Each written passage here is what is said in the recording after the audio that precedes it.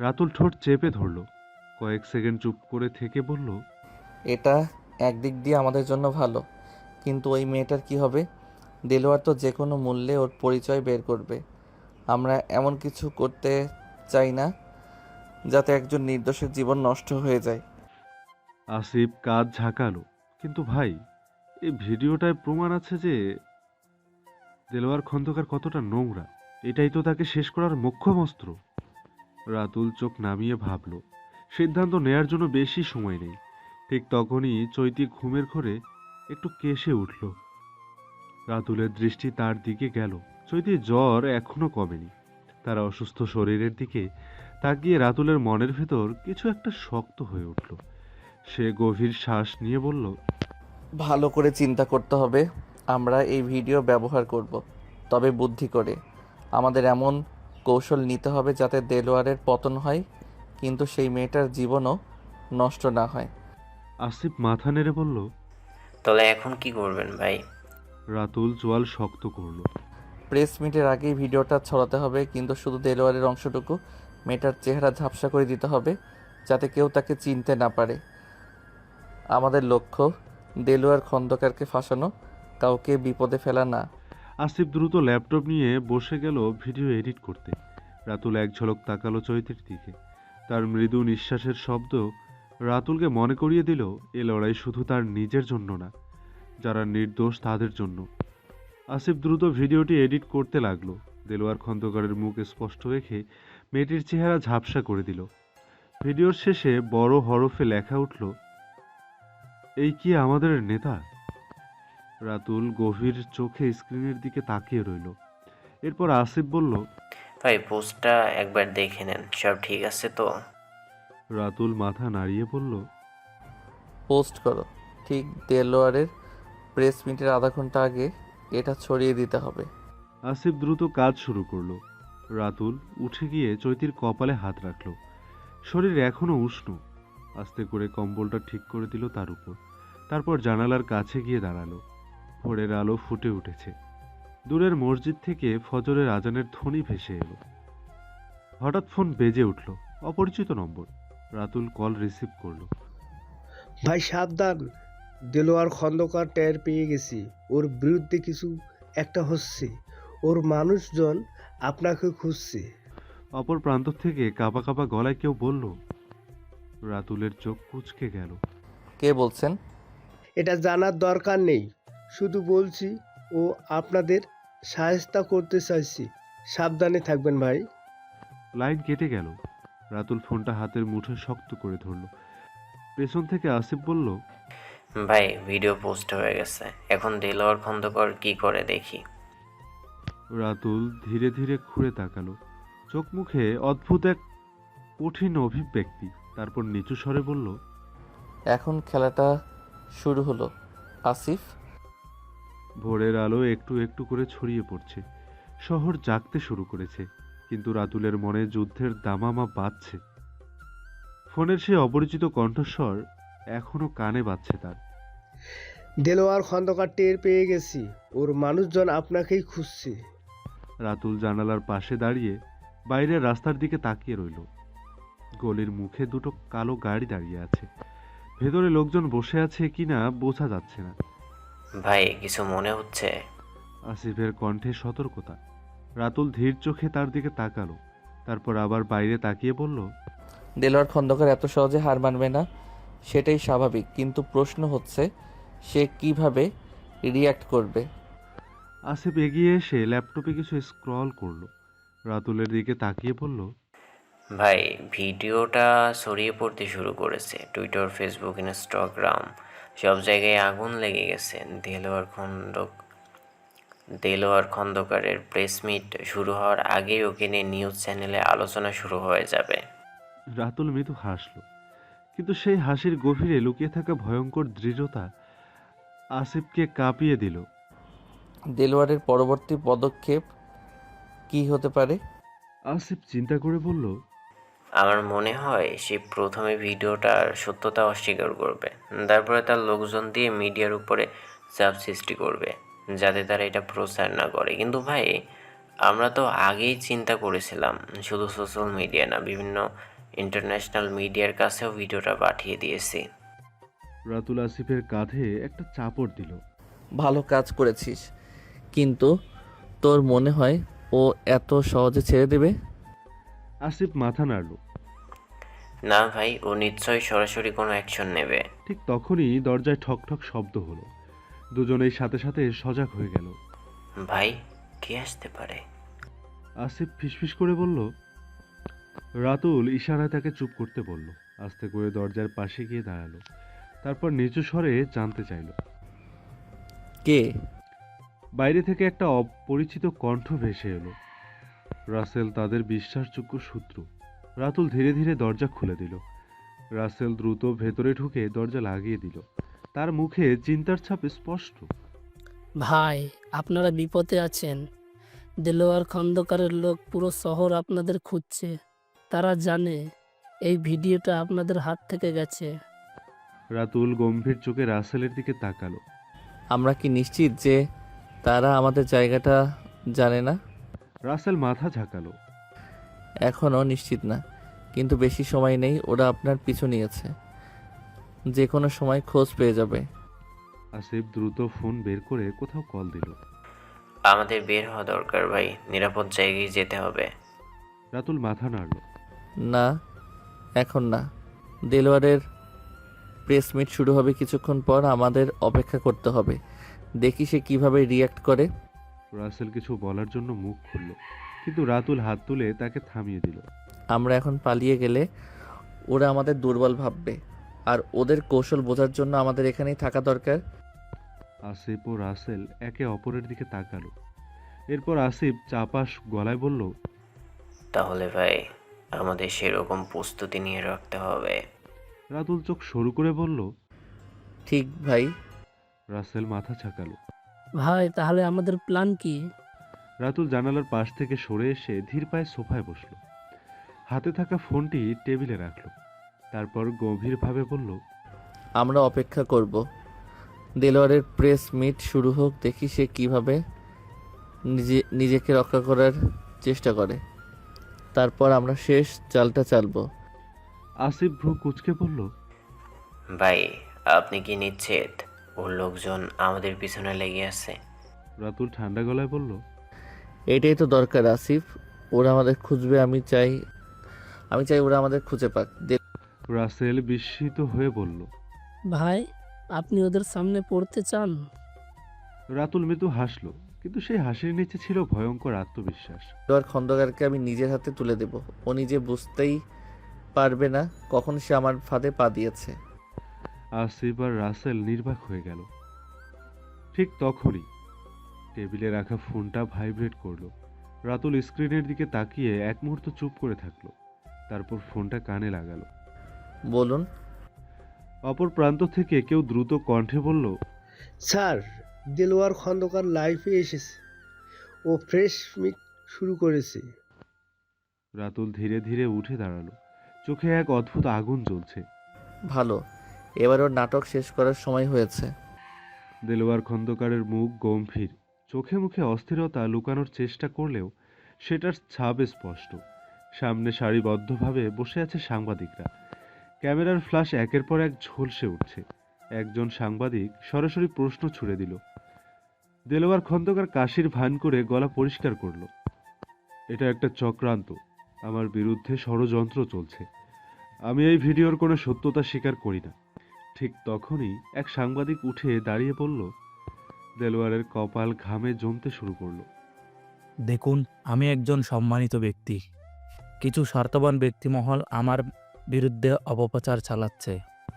সাংবাদিকরা চাপ বাড়াচ্ছিল, কিন্তু তখনই একটা নতুন অপ্রত্যাশিত ঘটনা ঘটল। হলরুমের দরজা ধাক্কা দিয়ে খুলে গেল, আর সেখানে দাঁড়িয়ে আছে রাতুল আহমেদ। তার প্রবেশে পুরো হল নড়েচড়ে উঠল। ক্যামেরার ফ্ল্যাশ এক মুহূর্তের জন্য স্থির হয়ে গেল, তারপর আবার বলতে লাগলো। দেলোয়ার খন্দকার চেয়ার থেকে উঠে দাঁড়ালো। তার মুখ ফ্যাকাশে হয়ে গেল।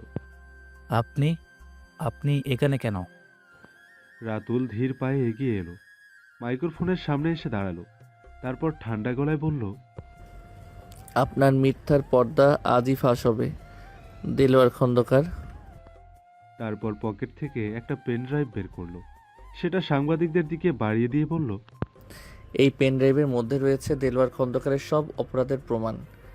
কেবল সেই ভাইরাল ভিডিও নয়, আরও অনেক তথ্য যা প্রমাণ করে উনি শুধু দুর্নীতিগ্রস্ত নন, একজন ভয়ঙ্কর অপরাধীও। পুরো হলরুম নিস্তব্ধ হয়ে গেল। সাংবাদিকদের মধ্যে গুঞ্জন শুরু হলো। দেলোয়ার খন্দকার দিশেহারা হয়ে গেল।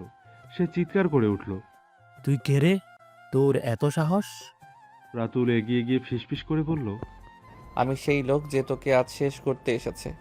ঠিক তখনই বাইরে পুলিশের গাড়ির সাইরেন বাজলো। সাংবাদিকদের চোখের সামনে দেলোয়ার খন্দকারের মুখ ফ্যাকাশে হয়ে গেল। রাতুল সোজা চোখে তার দিকে তাকিয়ে বলল, গেম ওভার দেলোয়ার। তারপর ধীরে ধীরে পেছনে সরে গিয়ে আসিফকে ইশারা করলো। আসিফ মোবাইল বের করে পুলিশের হেডকোয়ার্টারে একটা মেসেজ পাঠালো। টার্গেট লোকেশন ফিক্সড, গ্রেপ্তার করতে পারেন। কয়েক সেকেন্ডের মধ্যে কয়েকজন ইউনিফর্মধারী অফিসার ভেতরে প্রবেশ করলো। তাদের মধ্যে একজন সামনে এগিয়ে এসে বলল, দেলোয়ার খন্দকার, আপনাকে গ্রেফতার করা হচ্ছে। সাংবাদিকদের ক্যামেরা আবার ঝলসে উঠল। দেলোয়ার খন্দকার হতবাক হয়ে গেল। দেলোয়ার খন্দকারকে হাতকড়া পরিয়ে যখন টেনে হিঁচড়ে নিয়ে যাওয়া হচ্ছিল, তখন পুরো হলরুমে এক অদ্ভুত উত্তেজনা ছড়িয়ে পড়েছিল। সাংবাদিকরা চিৎকার করে প্রশ্ন ছুড়ে দিচ্ছিল। ক্যামেরার ফ্ল্যাশ এক মুহূর্তের জন্য থামছিল না। দেলোয়ার খন্দকার শেষবারের মতো পেছন ফিরে রাতুলের দিকে তাকালো। চোখে ছিল অন্ধকার প্রতিশোধের ছাপ। গলার স্বর তীব্র ও বিষাক্ত। আমি এভাবে হারবো না রাতুল আহমেদ। তোর জীবন আমি নরকে পরিণত করব। রাতুল শান্ত ও স্থির। তার চোখে একটুও ভয় নেই, বরং একটা কঠিন দৃঢ়তা খেলা করছে। ধীর পায়ে এগিয়ে এসে দেলোয়ারের মুখোমুখি দাঁড়িয়ে বলল, নরক তোকে গ্রহণ করতে প্রস্তুত দেলোয়ার। দেখা যাক তুই কয়দিন নরকের সুখ দেখতে পারিস। তারপর পুলিশ দেলোয়ার খন্দকারকে টেনে নিয়ে বেরিয়ে গেল। কিন্তু এখানে শেষ নয়। দেলোয়ার খন্দকারকে নিয়ে যাওয়ার মুহূর্তেই প্রেসরা একসাথে ঘিরে ধরল রাতুলকে। একের পর এক মাইক্রোফোন তার দিকে ধরা হলো। রাতুল এক মুহূর্ত চুপ রইল। তারপর ধীর পায়ে সবার সামনে এসে দাঁড়ালো। চারপাশে তাকিয়ে নিল একবার, তারপর চোখ তুলে সোজা ক্যামেরার দিকে তাকিয়ে বলল, প্রিয় দেশবাসী, তার কণ্ঠে ছিল একটা তীক্ষ্ণ দৃঢ়তা, যেন দেশের প্রতিটা মানুষকে সে এই মুহূর্তে জাগিয়ে তুলতে চায়। আজ আমি আপনাদের সামনে দেলোয়ার খন্দকারের মতো একজন কুখ্যাত নেতাকে তুলে ধরেছি। কিন্তু এটা আমার একার লড়াই নয়, এটা আমাদের সবার লড়াই। আমি শুধু একটা অনুরোধ করতে চাই, নিজের অধিকার নিজেই বুঝে নিন, অন্য কেউ আপনাকে বুঝিয়ে দেবে না। প্রেস রুম নিস্তব্ধ। সবাই গভীর মনোযোগে শুনছে তাকে। দেলোয়ার খন্দকার ধরা পড়েছে, কিন্তু এরকম দেলোয়াররা এখনও আমাদের চারপাশে আছে। ধর্ষকের শাস্তি চাইতে গিয়ে ধর্ষিতার ছবি ভাইরাল করবে না, ওদের মুখ ঢাকবেন না, ধর্ষকের মুখ উন্মুক্ত করুন। বিচার চাইতে গেলে যদি রাস্তায় নামতে হয় তবে নামুন। দেশটা যেমন আপনার আমাদের সবার, তেমনি এই দেশের মানুষগুলোর দায়িত্ব আমাদের। রাতুলের চোখে আগুন জ্বলছে। তার কণ্ঠে ছিল প্রতিবাদের শক্তি। এই দেশের মা বোনও আমাদের, তাদের ইজ্জতও আমাদের। যদি সত্যিকারের পরিবর্তন আনতে চান তবে কেবল সোশ্যাল মিডিয়ায় প্রতিবাদ জানিয়ে থেমে যাবেন না। রাস্তায় নামুন, লড়াই করুন, নিজেদের অধিকার ছিনিয়ে আনুন। কেবল একটা কথাই বলবো, বীর বাঙালি গর্জে ওঠো, রক্ষা করো আমাদের সোনার বাংলাদেশকে। প্রেস রুমের প্রতিটা মানুষ নিঃশব্দ হয়ে গেল, যেন মুহূর্তের জন্য শ্বাস বন্ধ হয়ে গেছে সবার। রাতুল এক মুহূর্ত থেমে একটু কাছে এগিয়ে এসে আরো গভীর গলায় বলল, একটা কথা মনে রাখবেন, জোর যার মুল্লুক তার। যারা ক্ষমতায় আছে তারা ক্ষমতার দম্ভে অন্ধ হয়ে গেছে। নেতাদের ওয়াদা বিশ্বাস করবেন না, ওদের মুখে মধু অন্তরে বিষ। যারা আপনাদের স্বপ্ন দেখায় কিন্তু বাস্তবে কেবল নিজেদের আখের গোছায়, তাদের থেকে সাবধান থাকুন। তারপর একটা দীর্ঘ নিঃশ্বাস নিয়ে বলল, তারপর একদম শেষ কথাটা বলল, ভালো থাকুন, সাবধানে থাকুন এবং সবচেয়ে বড় কথা, লড়াই চালিয়ে যান। আল্লাহ হাফেজ। এই বলে রাতুল ধীরে ধীরে মাইক্রোফোন বুথ থেকে সরে এলো। ক্যামেরার ফ্ল্যাশ ঝলসে উঠল একসাথে।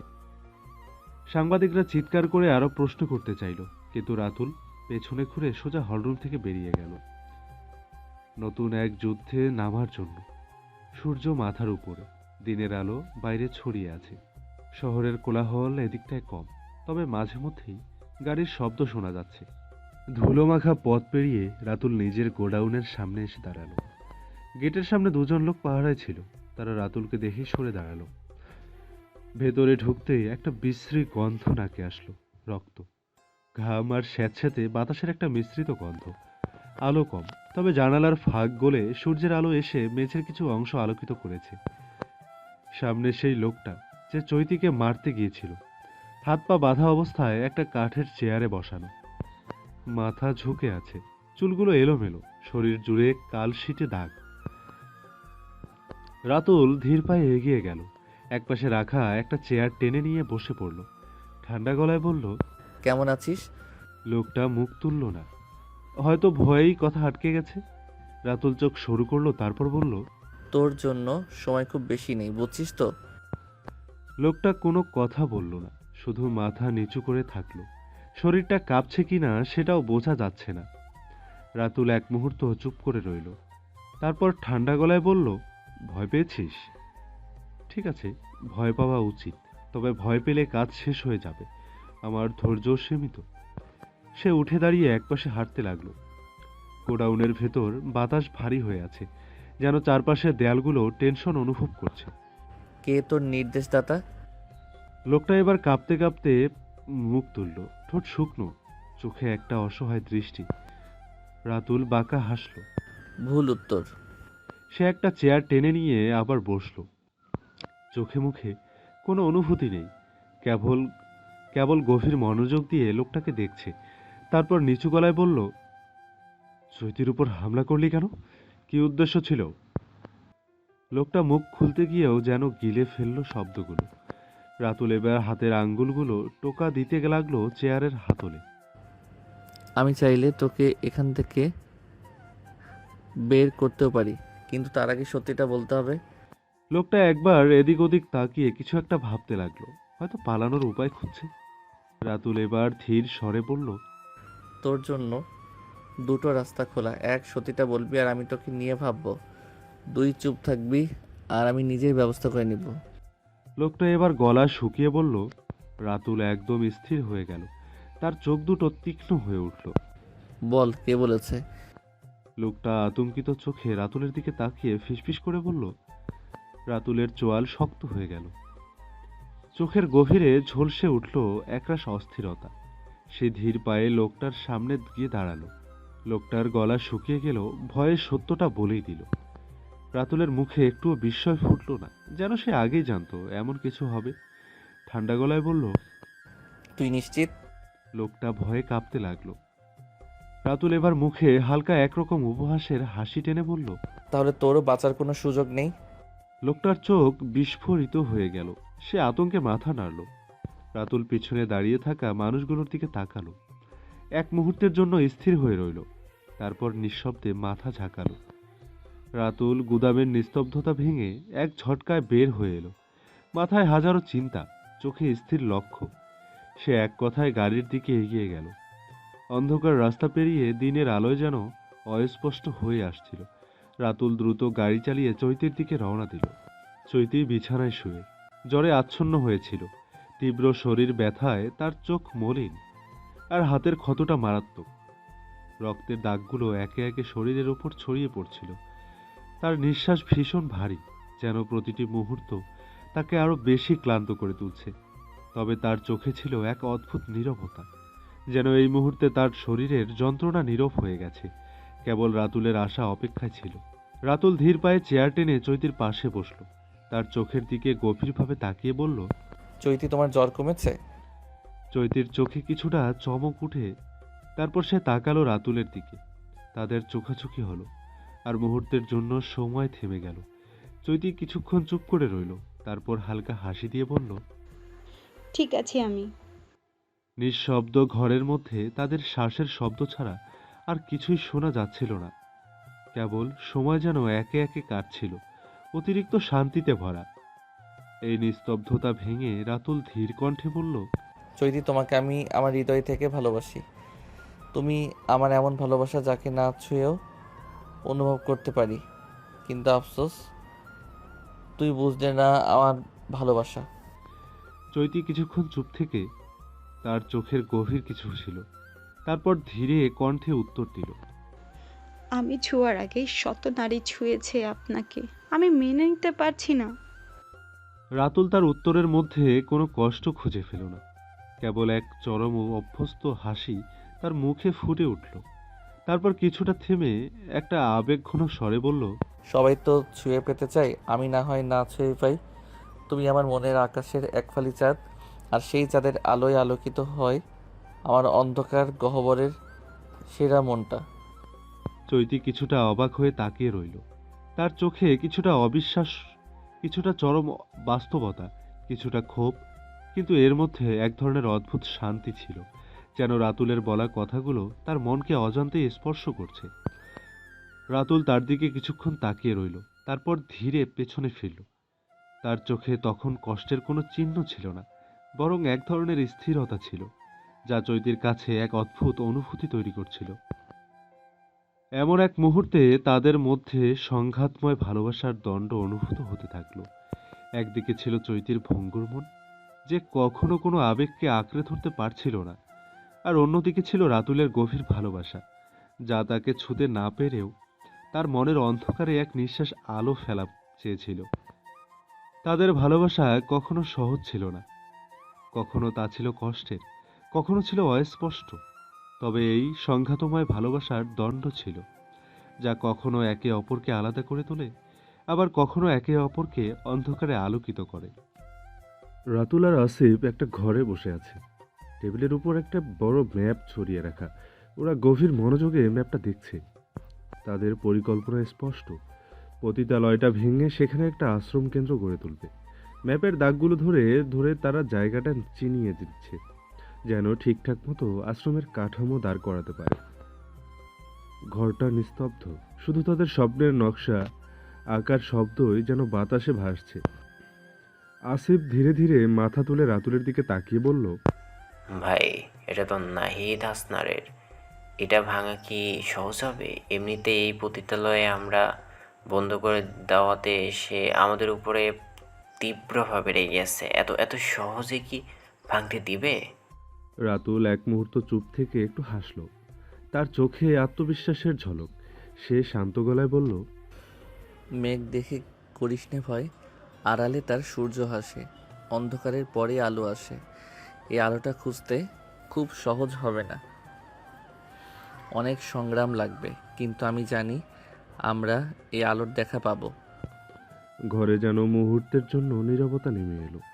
টেবিলের উপর রাখা ম্যাপটার দিকে তাকিয়ে ওরা দুজনই মনে মনে প্রতিজ্ঞা করল, যত বাধাই আসুক এই পতিতালয়ের জায়গায় আশ্রম গড়বেই তারা, অন্ধকার সরিয়ে আলো আনবেই। আসিফ কিছুক্ষণ চুপ থেকে মাথা নিচু করে বসে রইল, তারপর ধীরে গলায় বলল, ভাই, কাজ শুরু হবে কবে থেকে?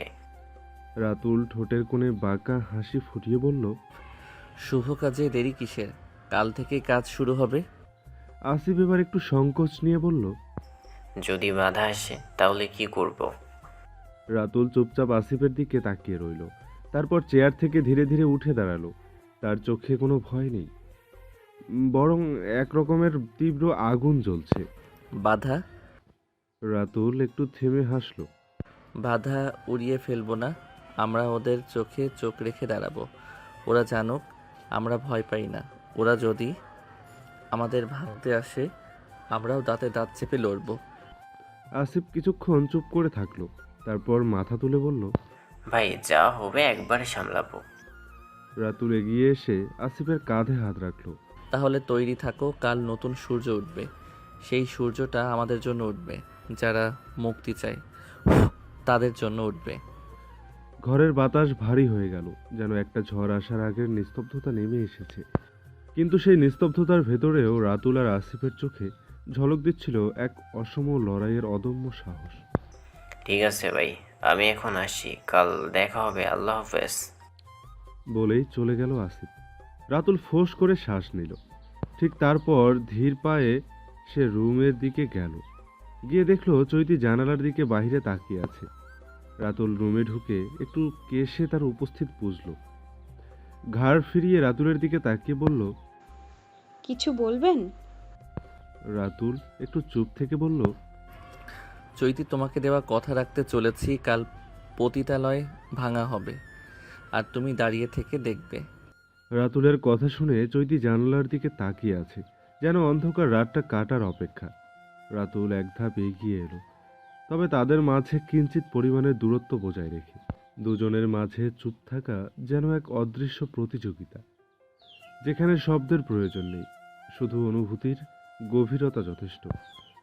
সঙ্গত কারণেই এই নীরবতা বেশ কিছু সময় ধরে ভেঙে না পড়ল। অবশেষে রাতুল নিজেকে সংবরণ করে চৈতিকে বলল, চৈতি, তোমার হাত দুটো ধরতে খুব ইচ্ছে হচ্ছে। তোমার অনুমতি পেলে খুব শান্তি পাবো। চৈতির কোনো প্রশ্ন ছিল না। তার হাতটি কিছুক্ষণ অস্থিরতা কাটিয়ে নিজ থেকে রাতুলের দিকে বাড়িয়ে দিল। এ এক স্নিগ্ধ প্রস্তাবনা। হাতের স্পর্শে তাদের দূরত্ব মুছে যেতে লাগলো, যেন পৃথিবীটা তাদের চারপাশে থেমে গেছে। রাতুল সেই হাতটি ধরতে গিয়েই অনুভব করলো তার ভিতরে যেন এক তীব্র ঝড় বয়ে যাচ্ছে। প্রতিটি রক্তরেখা যেন সাড়া দিচ্ছে। চোখ বন্ধ করে সে সেই মুহূর্তটাকে নিজের মনের আনন্দে আঁকতে চাচ্ছিল, যেন পৃথিবী থেকে সরে গিয়ে তারা চারপাশের কেবল একটি ছবি ছিল, যা শুধু সে আর চৈতি ছাড়া আর কেউ দেখতে পাবে না। একটি গভীর শ্বাস নিয়ে রাতুল বলল, চৈতি, তোমার আগমনটা ছিল আমার জীবনের শেষ ধ্বংসের প্রান্ত, যেন এক নিষ্ঠুর সমাপ্তি। তোমার উপস্থিতি ছিল সেই চৈত্র মাসের কাল বৈশাখীর ঝড়ের মতো, যার তীব্রতায় পুরো পৃথিবী বিপর্যস্ত হয়ে যায়। তোমার চোখের মাঝে যে দৃষ্টি ছিল তাতে আমার পাপী সত্তা বিলীন হয়ে গিয়েছিল, যেন এক মৃদু স্রোতের ধাক্কায় পাথরও গলে যায়। তিনি থেমে গিয়ে এক নিঃশ্বাসে বললেন, কোন গোপনে আমি আমার মনটাকে হারিয়ে ফেলেছি আমি বুঝতেও পারিনি। যদি আমাকে জিজ্ঞেস করো প্রেম মানে কি, আমি শুধু একটিই বলবো, তুমি। তুমি আমার জীবনের নিঃশব্দ রাখছিলে, কিন্তু তুমি আমার মধ্যে শান্তির গানও গেয়েছিলে। হাজার ক্লান্তির মাঝে যখন তোমাকে ভাবি, তখন মনে হয় সব কিছু থেমে গেছে। প্রতিটি নিঃশ্বাস যেন তোমার নাম ছাড়া আর কিছুতে পূর্ণ হয় না। তুমি সেই অপূর্ণ ভালোবাসা, যা কখনো পূর্ণ হবে না, কিন্তু তার মধ্যে এক গভীর প্রশান্তি রয়েছে। রাতুলের কথা যেন সময়ের সীমানা ছাড়িয়ে গিয়েছিল। প্রতিটি শব্দ ছিল এক গভীর আবেগ, এক অদৃশ্য শক্তিশালী বন্ধন, যা শুধু তারা দুজনেই অনুভব করতে পারছিল। চৈতির চোখের মাঝে রাতুলের একমাত্র প্রেম ভালোবাসার স্মৃতি হয়ে অনন্তকাল ধরে স্মরণীয় হয়ে রইল। রাতের অন্ধকার কাটতে না কাটতে পূর্ব আকাশে সূর্য উঠেছে। নতুন ভোরের আলোয় সোনালি আভা ছড়িয়ে পড়েছে চারপাশে। আজকের সকালটা যেন একটু অন্যরকম, বাতাসে অদ্ভুত এক আবেগের সুর। রাতুল, চৈতি আর আসিফ তিনজন একসঙ্গে পথে বেরিয়েছে। আজ তাদের গন্তব্য সেই অভিশপ্ত জায়গা, যেখানে বছরের পর বছর অন্যায়ের ছোঁয়া পড়েছিল। আজ সেই জায়গার শেষ দিন। গাড়ির জানালা দিয়ে চৈতি বাইরের দিকে তাকিয়ে আছে। সূর্যের আলো তার চোখে এসে লাগছে, কিন্তু সে যেন অন্য কিছু দেখছে। অতীতের করুণ স্মৃতিগুলো ধীরে ধীরে মুছে যাচ্ছে, আর তার জায়গায় নতুন আশার আলো জ্বলছে। রাতুল গাড়ির ভিতরে গম্ভীর হয়ে বসে আছে, তার মুখে এক ধরনের কঠিন দৃঢ়তা। তার এই সিদ্ধান্তে শুধু একটি পরিবর্তন নয়, এটি এক প্রতিজ্ঞা, একটি সমাজকে বদলে দেওয়ার প্রথম ধাপ। আসিফ সামনের সিটে বসে গাড়ি চালাচ্ছে, তার চোখেও একরাশ উত্তেজনা, তার কণ্ঠে আত্মবিশ্বাস। আজ একটা ইতিহাস তৈরি হবে ভাই। রাতুল এক পলক চৈতির দিকে তাকিয়ে বলল, তুমি দাঁড়িয়ে থেকে দেখবে চৈতি, কিভাবে এক অন্ধকার অধ্যায়ের ইতি ঘটবে আর নতুন আশার দ্বার খুলবে। চৈতি কোনো কথাই বলল না, শুধু নিঃশব্দে মাথা নেড়ে সম্মতি জানালো। তার হৃদয়ের গভীরে যেন এক অদ্ভুত প্রশান্তি ছড়িয়ে পড়ছে। গাড়ি ছুটে চলেছে, সামনে অপেক্ষা করছে এক নতুন ভোর, এক নতুন শুরু, যেখানে দাঁড়িয়ে আছে বছরের পর বছর ধরে গড়ে ওঠা অন্যায়ের প্রাচীর। সূর্যের আলো ততক্ষণে পুরোপুরি ছড়িয়ে পড়েছে, কিন্তু সেই জায়গাটা এখনো যেন অন্ধকারেই ঢেকে আছে। চৈতি গাড়ি থেকে নেমে ধীর পায়ে সামনে এগিয়ে এলো। তার চোখে এক অদ্ভুত অনুভূতির ঝলক, যেন সে নিজের চোখেই দেখছে কত শত মেয়ে এখানে বন্দী ছিল, স্বপ্নহীন জীবন কাটিয়েছে। আজ সেই অধ্যায়ের শেষ। রাতুল শক্ত গলায় বলল, ভাঙো, একটাও ইট যেন অবশিষ্ট না থাকে। একপাশে দাঁড়িয়ে আছে বিশাল এক বুলডোজার, প্রস্তুত ধ্বংসের নিদর্শন মুছে ফেলার জন্য। শ্রমিকরা অপেক্ষায় আছে শুধু রাতুলের একটা ইশারার জন্য। রাতুল গভীর দৃষ্টিতে ভবনটার দিকে তাকিয়ে বলল, শুরু করো। বুলডোজারের ইঞ্জিন গর্জে উঠল। কয়েক সেকেন্ডের মধ্যেই বিশাল শাবলের মতো ফলা এগিয়ে গিয়ে প্রথম আঘাত করল দেয়ালে। কনক্রিটের চাঙর গুড়িয়ে পড়তে লাগলো ধুলোর স্রোতে। চৈতি পাশে দাঁড়িয়ে নীরবে দেখছে। ধুলোর ঝাঁঝালো গন্ধ নাকে লাগছে, কিন্তু তার চোখের জল আটকে রাখতে পারল না। এই দেয়ালগুলোই তার মতো কত মেয়েকে বন্দি করে রেখেছিল। আজ সেই দেয়াল ভেঙে পড়ছে, এর সাথে সাথে ভেঙে যাচ্ছে একটা কালো অধ্যায়। আসিফ পাশ থেকে বলল, ভাই শেষ হয়ে যাচ্ছে, আর কিছুক্ষণ পর এখানে শুধু ধ্বংসস্তূপ থাকবে। রাতুল ধীরে ধীরে মাথা ঝাঁকিয়ে বলল, না, এখানে শুধুই ধ্বংসস্তূপ থাকবে না আসিফ, এখানে গড়ে উঠবে একটা নতুন জীবন, একটা নতুন আশ্রয়।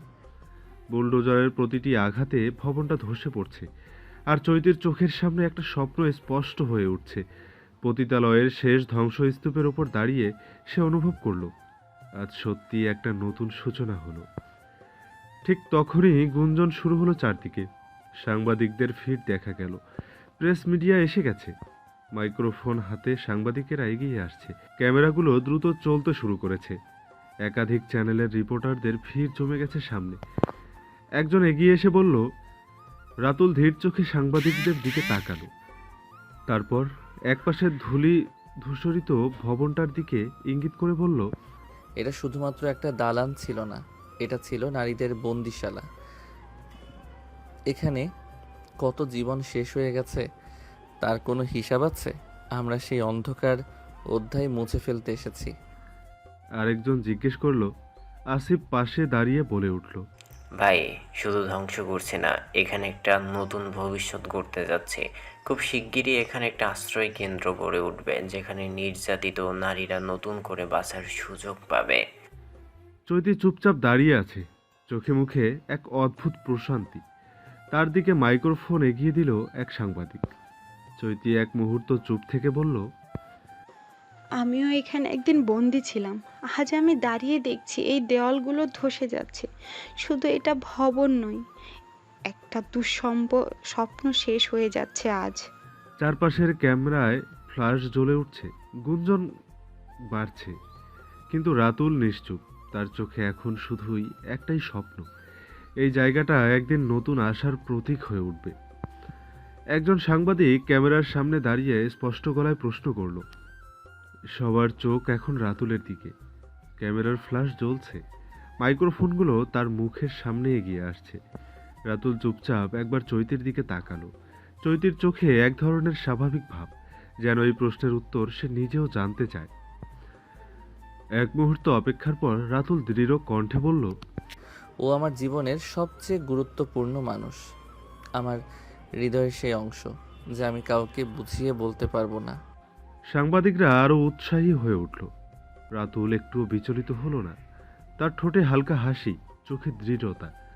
যাকে একবার আমার জীবনে গ্রহণ করেছি তাকে প্রশ্নের খাঁচায় পুরে পরিচয় দিতে চাই না। ও আমার সাথেই থাকবে আজীবন, ও আমার অর্ধাঙ্গিনী। তার কণ্ঠের দৃঢ়তায় মুহূর্তেই চারপাশের ফিসফাস শুরু হয়ে গেল। ক্যামেরার ফ্ল্যাশ জ্বলে উঠল একের পর এক। একজন সাংবাদিক সামনে এগিয়ে এসে প্রশ্ন করল। এই প্রশ্ন শুনে রাতুলের চোখ ধীরে ধীরে কঠিন হয়ে উঠল। মুহূর্তের মধ্যেই তার কণ্ঠে বজ্রধ্বনির মতো গর্জন ফুটে উঠল। আমার অর্ধাঙ্গিনীকে আমি দেখব, বাহিরে কাউকে দেখাবো না। আমার বুকের বা পাঁজর দিয়ে বিধাতা যাকে সৃষ্টি করেছেন তাকে সমাজের সামনে উন্মুক্ত করা আমার জন্য পাপ। আমার বউ, আমার ঘরের সৌরভ, আমার সম্মান, আমার আত্মার প্রশান্তি, তাকে অসম্মান করার স্পর্ধা আমার নেই। তার কথায় যেন মুহূর্তের জন্য সবাই স্তব্ধ হয়ে গেল। চারিদিকে নিস্তব্ধতা নেমে এলো। ক্যামেরার ফ্ল্যাশ থেমে গেল, আর সাংবাদিকদের মুখে কোনো শব্দ নেই। শুধু রাতুলের দৃঢ়তা আর চৈতির শান্ত চোখের ভাষা যেন বাতাসে ভেসে থাকলো। হঠাৎ করে ভিড় চিরে উকিল আর পুলিশের দল নিয়ে সামনে এসে দাঁড়ালো এক লোক, নাহিদ হাসান। চোখে ঠান্ডা কিন্তু চাতুর্যময় দৃষ্টি, হাতে কাগজের ফাইল, মুখে বিজয়ের হাসি। তিনি মিডিয়ার সামনে কাগজ উঁচিয়ে বললেন, মিস্টার রাতুল আহমেদ, আপনি কি জানেন এই জায়গাটা আমার? সরকারের অনুমোদন ছাড়া আপনি এই স্থাপনা ভাঙতে পারেন না। এটি বেআইনি।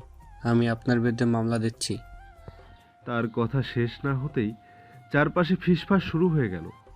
সাংবাদিকরা উৎসুক দৃষ্টিতে তাকিয়ে আছে রাতুলের দিকে, কিন্তু রাতুল একটুও বিচলিত হলো না, বরং ঠোঁটের কোণে এক ধরনের বাঁকা হাসি ফুটিয়ে ধীরস্থির কণ্ঠে বলল, আপনার কাগজপত্র নিয়ে এত উত্তেজিত হওয়ার কিছু নেই মিস্টার নাহিদ হাসান।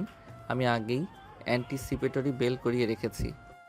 তারপর কয়েক ধাপ এগিয়ে এসে মিডিয়ার সামনেই চোখে চোখ রেখে বলল, আপনি বলছেন এই জায়গাটা আপনার, তাহলে আপনি স্বীকার করছেন যে এতদিন এই জায়গার মালিক আপনিই ছিলেন। তার মানে বছরের পর বছর ধরে এই পতিতালয় আপনার আওতাধীন ছিল। মুহূর্তেই চারপাশ নিস্তব্ধ হয়ে গেল। ক্যামেরার লেন্সগুলো এখন নাহিদ হাসানের দিকে ঘুরে গেল। রাতুল আরেক ধাপ এগিয়ে এসে কঠোর স্বরে বলল, আপনি যখন এতদিন এই জায়গার মালিক ছিলেন তখন কেন কিছু করেননি? সরকারের অনুমোদন ছাড়াই আমার এই জায়গাটা ভাঙতে হলো কেন? কেন আপনার কাছ থেকে কোনো পদক্ষেপ আসেনি? রাতুলের সরাসরি প্রশ্নে নাহিদ হাসান হকচকিয়ে গেল। তার মুখের হাসি মিলিয়ে গিয়ে কপালে চিন্তার ভাঁজ পড়ল।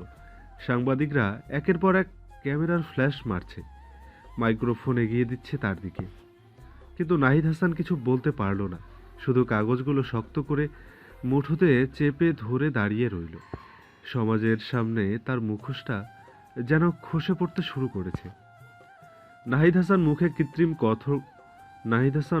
কৃত্রিম কঠোরতা রাখার চেষ্টা করলেও তার কপালের ঘাম আর হাতের অনবরত কাঁপুনি স্পষ্ট করে দিচ্ছিল যে সে চাপে পড়ে গেছে। সাংবাদিকরা মুহূর্তে প্রশ্ন ছুড়ে দিচ্ছিল, কিন্তু সে কোনো সুস্পষ্ট উত্তর দিতে পারছিল না। রাতুল এক পা এগিয়ে এসে নির্লিপ্ত স্বরে বলল, আপনার নীরবতাই যথেষ্ট মিস্টার নাহিদ হাসান। এই জায়গাটার অন্ধকার অতীত আপনি নিজেই স্বীকার করেছেন, আর আপনার মতো লোকের কাছ থেকে নৈতিকতার ভাষণ শোনার কোনো ইচ্ছা আমার নেই। তারপর চারপাশের সাংবাদিকদের উদ্দেশ্যে বলল, আমি আপনাদের সামনে আজ একটা সত্য উন্মোচন করলাম। এই জায়গাটা এতদিন ধরে অবৈধ কার্যকলাপের কেন্দ্র ছিল, আর এর পিছনের মানুষগুলো ছিল সমাজের উচ্চবিত্তরাই। এখন এটাকে বদলানোর সময় এসেছে। সাংবাদিকদের ভিড়ে দাঁড়িয়ে থাকা একটি মেয়ে সামনে এসে দাঁড়ালো। তার চোখে মুখে ভয় আর দ্বিধার ছাপ স্পষ্ট, কিন্তু কণ্ঠস্বরে ছিল সাহসের ঝলক। সাংবাদিক প্রশ্ন ছুড়ে দিল। মেয়েটি এক মুহূর্ত থেমে চোখ বন্ধ করে যেন সমস্ত ভয় কাটিয়ে উঠে দৃঢ় কণ্ঠে বলল, হ্যাঁ, সে এখানে বহুবার এসেছে। তার মতো আরও অনেক প্রভাবশালী মানুষ এই অন্ধকার ঘরে রাত কাটিয়েছে। এই কথা শোনা মাত্রই নাহিদ হাসান প্রচণ্ড রেগে গিয়ে গর্জে উঠল। ও কি বলবে? ও নিজেই একজন পতিতা, হাজার পুরুষের সামনে নিজেকে বিক্রি করেছে। নিজের পোশাকের ঠিক নেই, চরিত্রের ঠিক নেই, ওর কথা কেউ বিশ্বাস করবে? তার কণ্ঠে তাচ্ছিল্য, চোখে মুখে ঘৃণা, যেন সে এই মেয়েটিকে অস্বীকার করে তার সত্য গোপন করতে চাইছে। ঠিক তখনই রাতুল এক ধাপ এগিয়ে এসে বজ্রকণ্ঠে বলল, পতিতা কারা তৈরি করে মিস্টার নাহিদ হাসান? আপনি? আমি? সমাজের তথাকথিত উচ্চবিত্ত পুরুষেরা? আজ যাকে আপনি ঘৃণার চোখে দেখছেন, একসময় তার দেহের উত্তাপে নিজেকে তৃপ্ত করেছেন। আজ সে নোংরা কারণ সে সত্যটা বলে দিয়েছে। চারপাশ নিস্তব্ধ হয়ে গেল। সাংবাদিকদের ক্যামেরা একের পর এক ক্লিক করছে, সবাই নিঃশব্দে রাতুলের কথা শুনছে। রাতুল চোখ রাঙিয়ে বলল, একটা নারী কোন পেশায় আছে সেটা মুখ্য নয়, মূল বিষয় হলো সে একজন মানুষ। আমাদের সমাজ, আমাদের পুরুষেরা তাকে পতিতা বানিয়েছে, তার শরীরকে পণ্য করেছে, তার জীবনকে নরকে পরিণত করেছে। আজ তাকে আপনি ধিক্কার দিচ্ছেন, লজ্জা হওয়া উচিত আপনার। তার কণ্ঠ ক্রমশ কঠিন হয়ে উঠল। একটা মেয়ে কি পোশাক পরবে সেটা ঠিক করার অধিকার আপনার নেই, আমারও নেই। নারীর সম্মান পোশাকে নয়, সম্মান নির্ভর করে আমাদের দৃষ্টিভঙ্গির উপর। ধর্ষণ পোশাকের জন্য হয় না, ধর্ষণ হয় নোংরা মানসিকতার জন্য। আগে আপনার মানসিকতা পরিবর্তন করুন, তারপর সমাজ বদলানোর কথা বলবেন। চারপাশ নিস্তব্ধ। এক মুহূর্তের জন্য মনে হলো বাতাসও থমকে গেছে। নাহিদ হাসান কোনো উত্তর খুঁজে পেল না। সে ফুঁসে উঠতে চাইল, কিন্তু তার কথাগুলো আটকে গেল গলায়। সাংবাদিকদের ফ্ল্যাশলাইটের আলোয় তার মুখটা ফ্যাকাশে হয়ে গেল। এই বলে সে একপাশে দাঁড়িয়ে বুলডোজার চালানোর নির্দেশ দিল। ভারী ইঞ্জিনের শব্দে বাতাস কেঁপে উঠল, আর সেই সঙ্গে নাহিদ হাসানের মুখেও ভয় ফুটে উঠল। চৈতি দূর থেকে দাঁড়িয়ে তাকিয়েছিল, তার চোখে জল, কিন্তু তা আনন্দের। এতদিনের অবরুদ্ধ কান্নাগুলো যেন ভেতরে থরথর করে কাঁপছিল। আজ সে সচক্ষে দেখছে একটা অন্ধকার অধ্যায়ের অবসান হচ্ছে। আসিফ পাশ থেকে ফিসফিস করে বলল, ভাই, এবার নাহিদ হাসান শেষ। এত সাংবাদিকদের সামনে তার মুখোশ খুলে গেছে।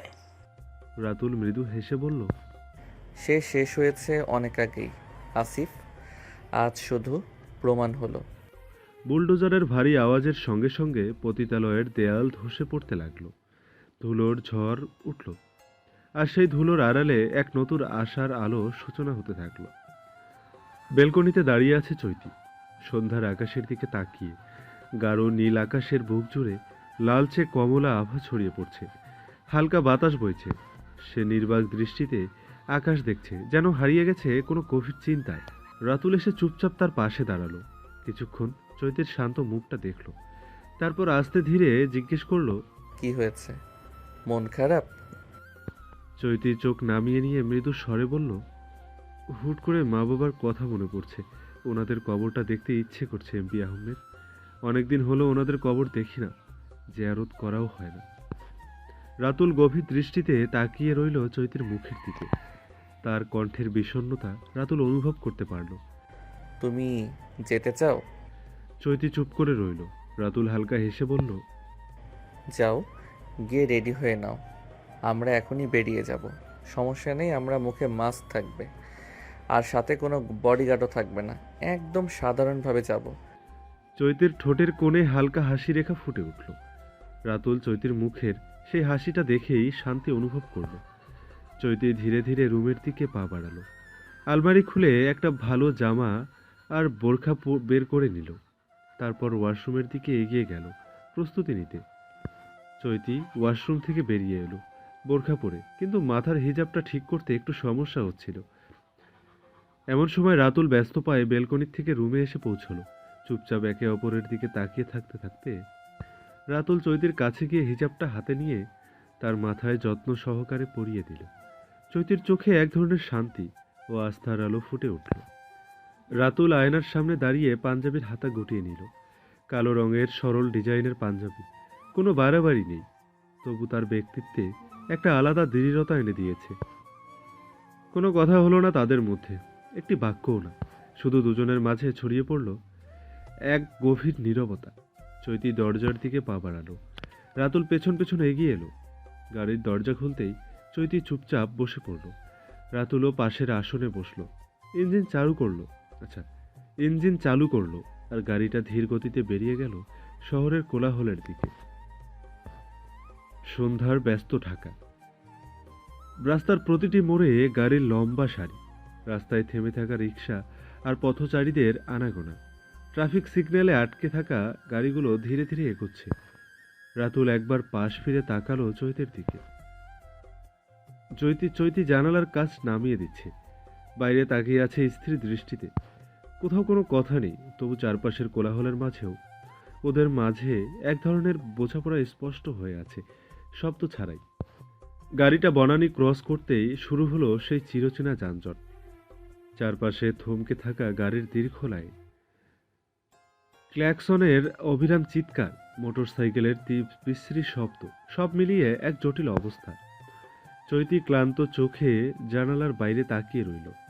রাস্তার পাশে দাঁড়িয়ে থাকা ফল বিক্রেতা, রিক্সাওয়ালা, ফুটপাথে বসা ভিক্ষুক, সবকিছু তার চোখে ধরা দিল, কিন্তু মনোযোগ কোথাও স্থির হলো না।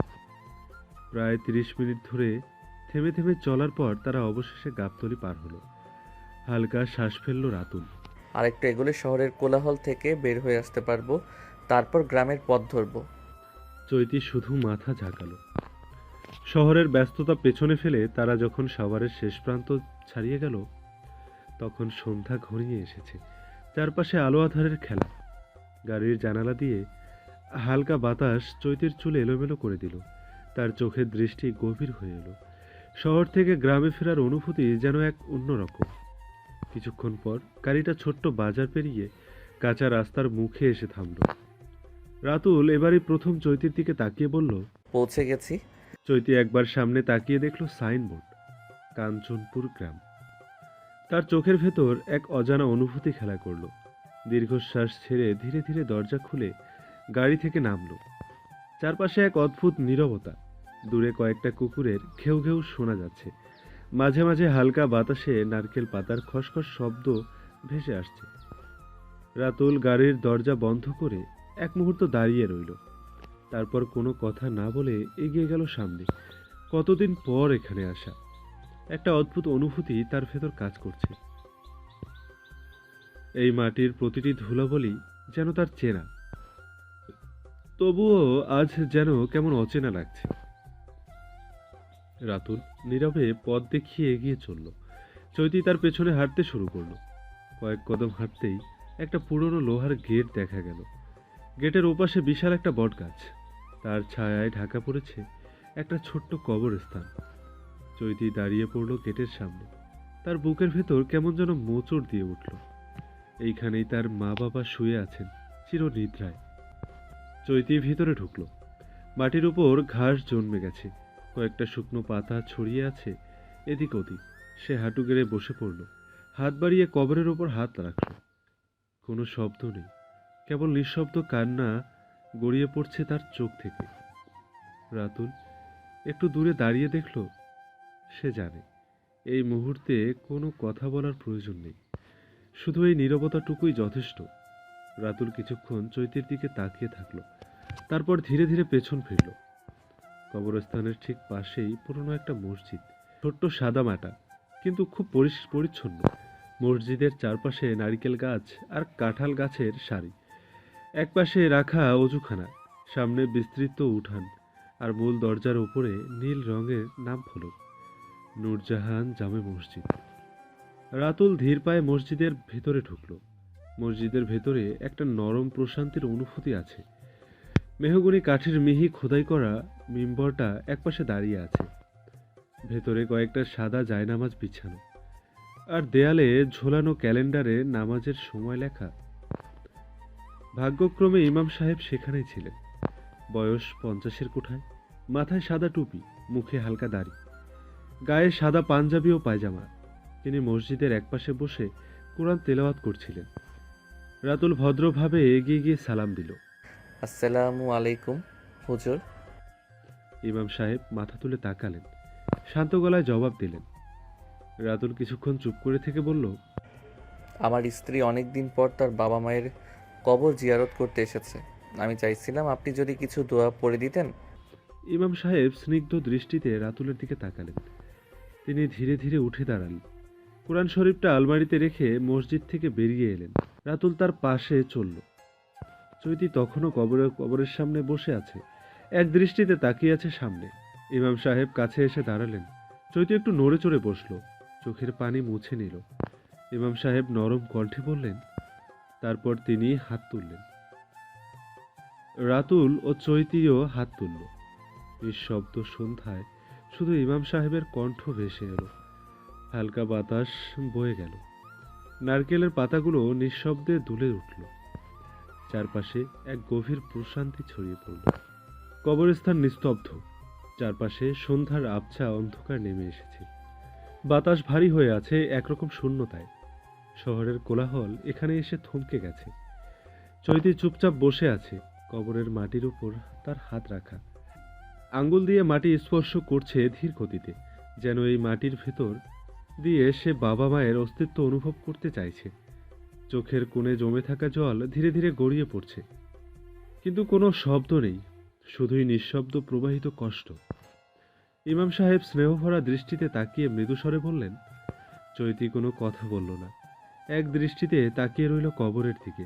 তার চোখে অনুরাগ, অভিমান আর সীমাহীন শূন্যতা। রাতুল পুরো সময়টাই নীরব।